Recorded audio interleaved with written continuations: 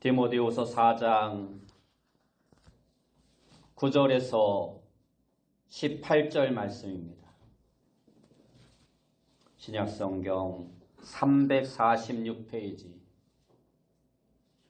신약성경 346페이지 디모데후서 4장 9절에서 18절 말씀 제가 봉독해 드립니다. 너는 어서 속히 내게로 오라. 대만은 이 세상을 사랑하여 나를 버리고 데살로니가로 갔고 그레스게는 갈라디아로 디도는 달마디아로 갔고 누가만 나와 함께 있느니라. 내가 올 때에 마가를 데리고 오라. 그가 나의 일에 유익하니라. 두기고는 에베소로 보내었노라. 내가 올 때에 내가 드로아 가보의 집에 둔 겉옷을 가지고 오고 또 책은 특별히 가죽 종이에 쓴 것을 가져오라. 고리세 공업자 알레산더가 내게 해를 많이 입혔음에 주께서 그가 행한 대로 그에게 갚으시리니 너도 그를 주의하라. 그가 우리 말을 심히 대적하였느니라. 내가 처음 변명할 때에 나와 함께한 자가 하나도 없고 다 나를 버렸으나 그들에게 허물을 돌리지 않기를 원하노라. 주께서 내 곁에 서서 나에게 힘을 주심은 나로 말미암아 선포된 말씀이 온전히 전파되어 모든 이방인이 듣게 하려 하심이니 내가 사자의 입에서 건짐을 받았느니라. 주께서 나를 모든 악한 일에서 건져내시고 또 그의 천국에 들어가도록 구원하시리니 그에게 영광이 세세 무궁토록 있을지어다. 아멘. 아멘. 우리 옆에 분들과 인사합시다. 만나서 반갑습니다. 다시 한번 인사합시다. 오늘도 큰 은혜 받읍시다. 오늘 우리가 읽은 말씀을 통해서 중요한 것은 끝이다. 중요한 것은 끝이다 라는 제목으로 함께 은혜의 말씀을 나누길 원합니다. 신약 성경에는 사도 바울이 기록한 13권의 편지가 성경으로 기록되어져 있습니다. 오늘 본문이 들어있는 디모데후서는 그 가운데에서 바울이 마지막으로 기록한 성경입니다. 디모데후서는 바울이 로마 감옥에 두 번째 투옥되었을 때 쓴 편지입니다. 바울은 오늘 본문 앞에 6절 말씀에 보면 전제와 같이 내가 벌써 부어지고 나의 떠날 시각이 가까웠도다라고 말씀하고 있는 것을 보면 바울이 이미 사형을 선고받고 집행을 기다리면서 이 디모데후서를 기록하지 않았을까 생각됩니다. 전제라는 것은 제물을 부어서 드리는 제사입니다. 바울은 자기가 죽는 것을 자기의 피를 제물로 삼아 제단에 뿌리는 제사에 비유하고 있습니다. 다른 사도들은 대부분 순교할 때 십자가에 달려서 순교를 하였는데 바울은 로마 시민권을 가지고 있는 자였기 때문에 십자가를 지지 않고 참수형을 당하였습니다. 이와 같은 디모데후서 특히 그 중에서도 4장을 읽어보면 바울은 끝을 잘 맺는 사람이었다라는 것을 볼 수 있습니다. 운동 경기나 직장생활, 한 사람의 생애나 정권, 전쟁, 목회, 그리고 한 해를 마무리하는 모든 일들은 있어서 시작은 참으로 중요합니다. 그래서 시작이 반이다라는 말도 있습니다. 그러나 그 시작보다 더 중요한 것이 끝입니다. 시작을 중요하게 여기는 것은 좋은 시작이 멋진 끝을 맺기 때문입니다. 우리는 일반적으로 어떤 일을 시작할 때는 많은 신경과 거기에 열정을 쏟아붓습니다. 앞부분을 중요하게 생각해서 책을 읽을 때에도 앞부분은 중요하게 꼼꼼히 잘 읽습니다. 성경에도 보면 열왕기상, 열왕기하, 역대상, 역대하, 고린도전서, 고린도후서와 같이 상하권과 또 전후서로 되어 있는 성경들이 많이 있습니다. 일반적으로 이러한 성경에서 설교 본문을 정할 때는 대개 상권이나 전서를 선택하는 경우가 많이 있습니다. 그러나 사실 중요한 말씀들은 대부분 후서나 하권에 기록되어 있는 경우가 더 많습니다. 이처럼 사실 모든 일에는 뒤 곧 끝이 중요합니다. 상권과 하권으로 되어 있는 소설에서도 중요한 것은 상권보다 하권입니다. 왜냐하면 하권에서 결말이 나기 때문입니다. 마찬가지로 우리의 삶에도 상권이 있고 하권이 있습니다. 우리가 살아가는 이 세상에서의 삶은 상권이고 내세에서의 삶은 하권과도 같은 것입니다. 그러므로 우리는 하권이 좋아야 합니다. 우리의 인생의 하권이 천국의 이야기가 되어야 합니다. 절대 우리 삶의 하권이 지옥의 이야기가 되어서는 안 될 것입니다. 연조회에 가면 중간에 쉬는 시간이 있는데 이를 인터미션이라고 합니다. 긴 오페라나 영화에도 인터미션이 있는 영화가 있습니다. 간혹 사람들이 지루한 장면에서 졸다가 이 인터미션 시간에 사람들이 웅성웅성하면서 일어나니까 연주회나 영화가 끝난 줄 알고 그냥 집으로 가버리는 사람들이 있습니다. 이러한 사람들은 정말 감동적인 부분은 보지 못하는 것입니다. 대부분 오페라의 하이라이트 부분은 인터미션 다음에 나옵니다. 우리의 삶에도 세상에서의 삶이 끝인 줄 아는 사람은 인터미션에 집으로 가버리는 사람과 같습니다.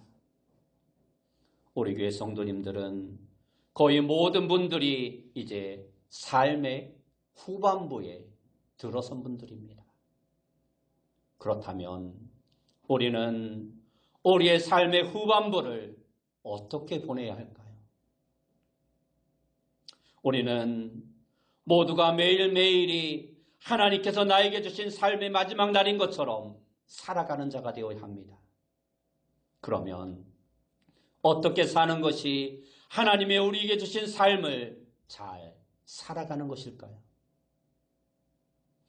예수님의 탄생을 중심으로 역사는 BC와 AD로 나눠집니다. 기원 전과 기원 후로 갈라지는 것처럼 우리도 끝이 아름다우려면 우리의 삶을 다시 한번 돌아보고 점검해보는 시간을 가져야 합니다.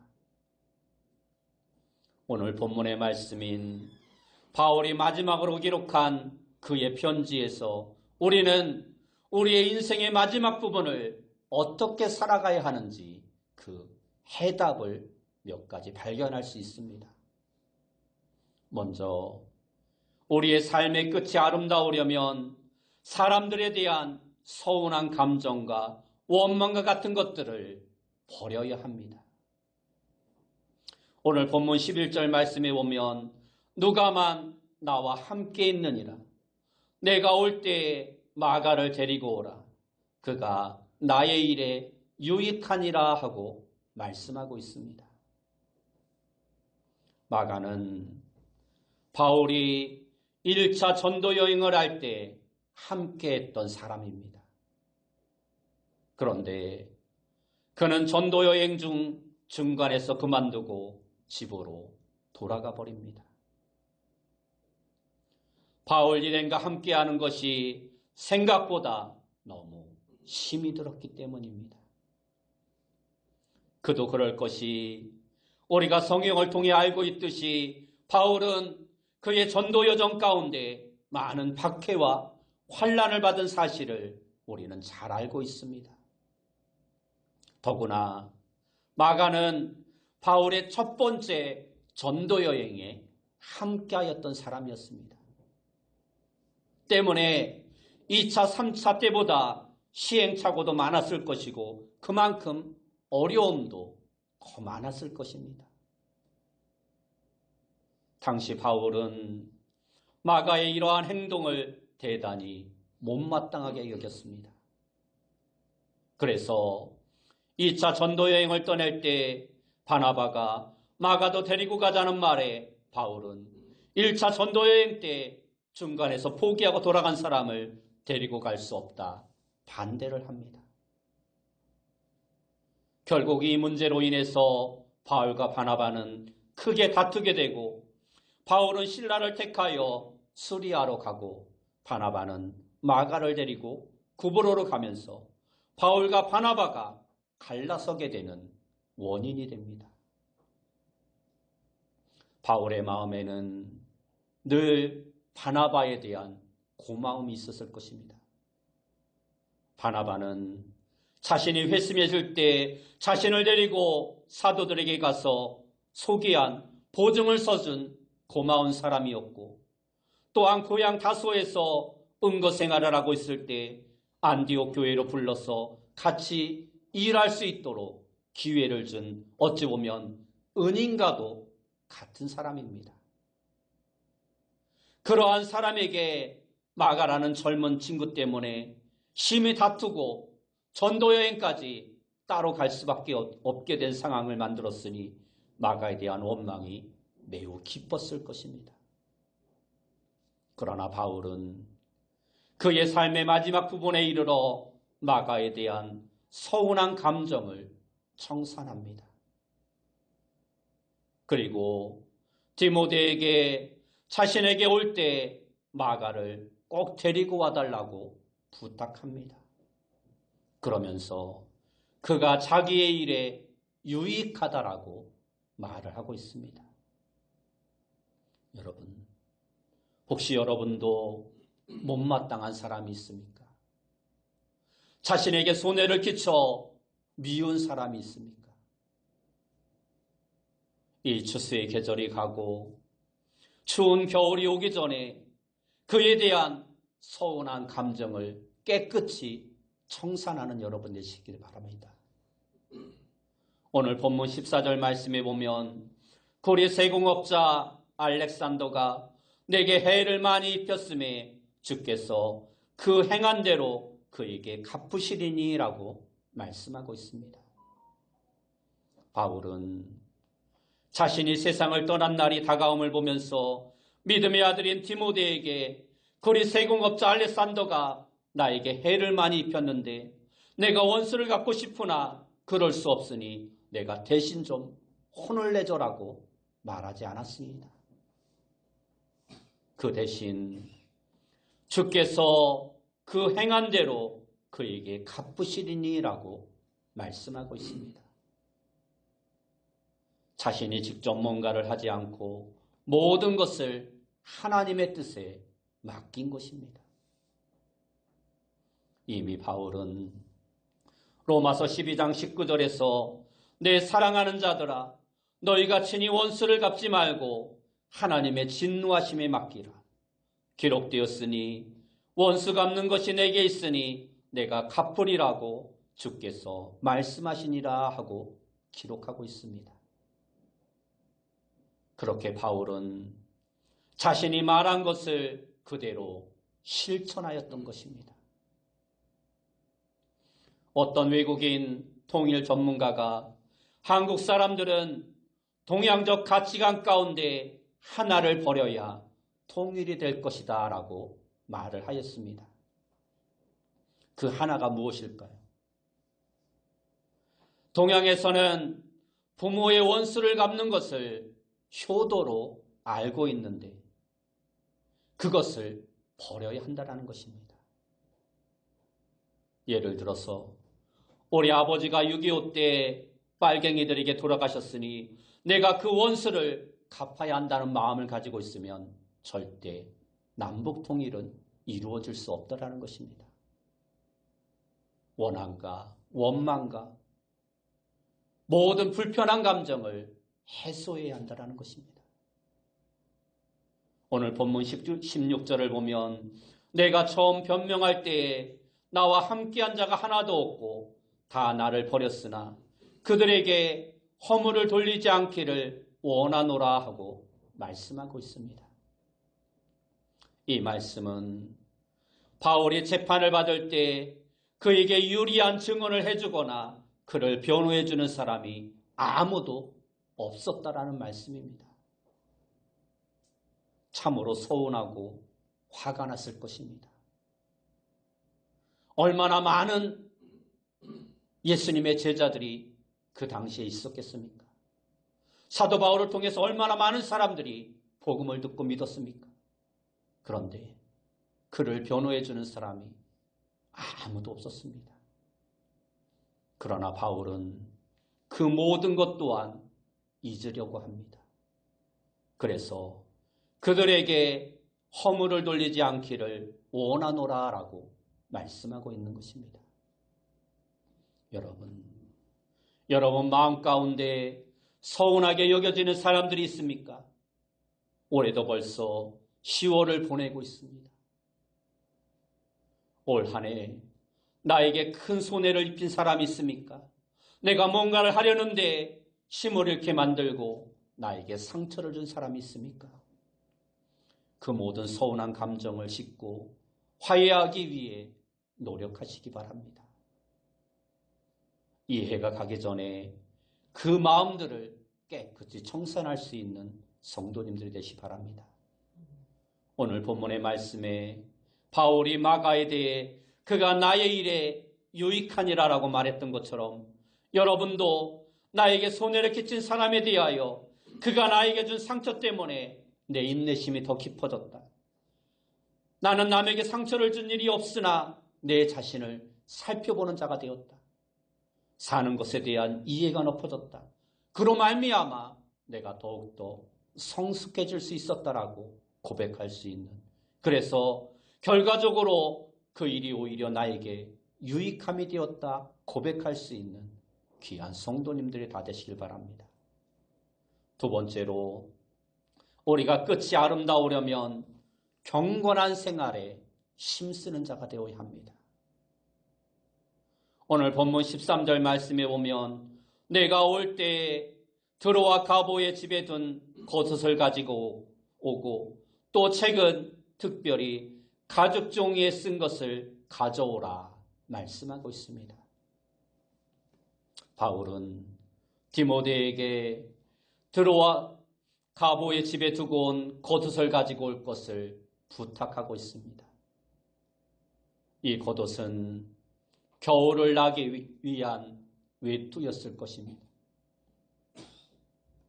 이제 겨울이 다가오기 때문에 바울은 현실적으로 자신에게 필요한 것을 마련하기 위해서도 힘쓰고 있는 것입니다. 그런데 그와 동시에 바울은 또 책은 특별히 가죽 종이에 쓴 것을 가져오라고 부탁하고 있습니다. 이 가죽 종이에 쓴 책은 구약 성경을 말씀하고 있는 것입니다. 바울은 로마 감옥에서 자기의 최후가 임박한 것을 바라보면서 하나님의 말씀인 성경을 읽고 싶었던 것입니다. 바울은 성경에서 말씀하고 있는 대로 시력이 좋지 않은 사람이었습니다. 많은 학자들은 그가 안지를 가지고 있었을 것이라 말을 하고 있습니다. 더구나 지금 바울은 시야 감옥에 갇혀 있는 상태였으므로 제강이나 조명도 좋지 않은 컴컴한 그러한 곳에 생활을 하고 있었을 것입니다. 그러한 곳에서 이제 얼마 안 있으면 죽음을 앞두고 있는 사람이 책을 읽는다는 것은 힘들고 어려운 일이었을 것입니다. 그러나 바울은 그러한 환경 가운데서도 성경을 읽으면서 말씀을 묵상하면서 자신의 생애의 마지막 시간을 보내고 싶어 했던 것입니다. 오늘 본문 17절 후반절을 보면 내가 사자의 입에서 건짐을 받았느니라 하고 말씀하고 있습니다. 이 말씀은 아마도 사도 바울이 시편 22편 21절에 있는 나를 사자의 입에서 구원하소서 주께서 내게 응답하시고 들소의 뿔에서 구원하셨나이다 라는 말씀을 묵상하면서 인용했을 것으로 이야기합니다. 가을은 단풍이 아름답게 물들고 각종 꽃들도 많이 펴서 우리의 감정을 끌어올리는 계절입니다. 이 아름다운 계절에 차분한 마음으로 여러분도 성경을 읽기에 힘쓰시기 바랍니다. 경건한 모습으로 살기를 힘쓰는 여러분들이 되시기 바랍니다. 주님을 바라보면서 주님께 초점을 맞추고 살기에 힘쓰는 성도님들이 되시기 바랍니다. 그리고 주님을 본받기에 힘쓰는 성도님들이 되시기 바랍니다. 리빙스턴 선교사는 아프리카 대륙의 한 마을에서 혼자서 밤에 조용히 세상을 떠났다라고 합니다. 아침에 사람들이 그의 방에 들어가 보니 의자에 앉아 기도하는 자세 그대로 숨을 거두었다라고 합니다. 원주민들은 리빙스턴 선생님은 평생 우리를 위해 기도하고 힘쓰더니 세상을 떠날 때도 우리를 위해 기도하셨구나라고 큰 감동을 받았다라고 합니다. 대학생 선교운동에 평생을 바친 김중구 목사님은 살아생전에 늘 이렇게 기도했다라고 합니다. 주님, 제가 어쩌다가 갑자기 죽을 경우가 생겼어도 저에게 5분간 다시 의식이 돌아오게 하셔서 하나님을 찬송하고 감사하고 다른 사람들에게 주님의 영광을 나타내고 그런 후에 내 생명을 거두어 가옵소서라고 기도했다고 합니다. 자신의 인생의 끝이 경건한 모습으로 사람들에게 보이고 싶어 하셨던 것입니다. 여러분도 이처럼 끝까지 경건에 힘쓰는 성도님들이 되시기 바랍니다. 경건하게 살려고 힘쓰는 사람이 끝에 그렇게 하지 못하면 모든 것이 다 무너지고 마는 것입니다. 여기에서 경건이라는 것은 영적인 모든 삶, 예배와 기도와 성경 읽는 것과 전도 등 교회가 전통적으로 하는 모든 것들을 다 말씀하고 있는 것입니다. 세 번째로 우리가 끝이 아름다우려면 지금 나와 함께 계시는 주님을 발견하고 느낄 수 있어야 합니다. 바울은 그의 생애에서 어려울 때마다 함께 하시는 주님을 느끼고 체험하였습니다. 방탕한 도시 고린도에서 유대인들의 비방을 들으며 어렵게 전도할 때 밤에 주께서 환상 가운데 바울에게 이렇게 말씀하십니다. 사도행전 18장 9절과 10절 말씀에 보면 밤에 주께서 환상 가운데 바울에게 말씀하시되 두려워하지 말며 침묵하지 말고 말하라. 내가 너와 함께 있음에 어떤 사람도 너를 대적하여 해롭게 할 자가 없을 것이니 이는 이 성중에 내 백성이 많음이라 말씀하고 있습니다. 예루살렘에서는 유대인들에게 폭행을 당하며 생명의 위협을 받아 급히 출동한 로마 군대에 의해서 목숨을 건지게 됩니다. 그런 후에 로마 영내로 끌려가 채찍에 맞고 신문을 당합니다. 그런 후에 공회에 섰다가 다시 돌아옵니다. 그 밤에 주님은 바울 곁에 서서 다시 그에게 이렇게 말씀하십니다. 사도행전 23장 11절 말씀에 보면 그날 밤에 주께서 바울 곁에 서서 이르시되 담대하라. 내가 예루살렘에서 나의 일을 증언한 것 같이 로마에서도 증언하여야 하리라. 또한 로마로 호송되는 배가 풍랑을 만나 여러 날 동안을 해도 별도 보지 않고 큰 풍랑이 그대로 있어 모두가 절망 가운데 빠져 있을 때 하나님의 사자가 다시 바울에게 말씀하십니다. 사도행전 27장 24절에 보면 바울아 두려워하지 말라. 내가 가이사 앞에 서야 하겠고 또 하나님께서 너와 함께 항해야 하는 자들을 다 내게 주셨느니라 말씀하십니다. 그렇게 바울은 이제 로마 감옥에서 마지막 시간을 보내면서 주님 곁에 서서 자신에게 힘을 주시고 있는 하나님을 느끼며 감사하고 있습니다. 오늘 본문 17절 말씀을 보시기 바랍니다. 주께서 내 곁에 서서 나에게 힘을 주심은 나로 말미암아 선포된 말씀이 온전히 전파되어 모든 이방인이 듣게 하려 하심이니 내가 사자의 입에서 건짐을 받았느니라 말씀하고 있습니다. 이 말씀은 바울아 너가 전도하느냐고 참으로 수고 많이 했다. 내가 너의 수고가 결코 헛되지 않도록 내가 전파한 말씀을 모든 이방인이 듣도록 해주겠다라는 말씀입니다. 주님의 이 말씀은 그대로 이루어졌고 오늘도 지금도 이루어지고 있습니다. 여러분도 주님이 지금 여러분 곁에서 아무개야 말씀을 따라 사느냐고 수고 많이 했다.